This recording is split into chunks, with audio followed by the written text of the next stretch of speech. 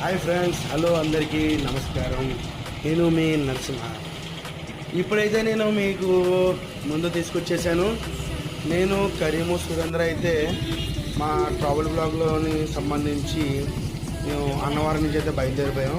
అన్నవరంలోని మేము ఇందాక చూపించినట్టు ఫుడ్ అయితే ప్యాక్ చేసుకున్నాం. ముగ్గురం కూడా క్లియర్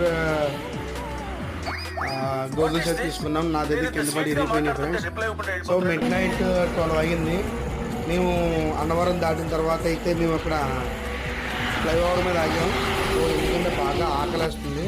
ఆల్రెడీ ఇందాక మనం కర్రీ అయితే ప్యాక్ చేసుకున్నాం ఫ్రెండ్స్. సో ఇక్కడ కర్రీ వాళ్ళ అమ్మగారు అయితే మాకు చపాతీలు, పిల్స్బెర్రీ ఆటాతో చపాతీలు అయితే తయారు చేశారు.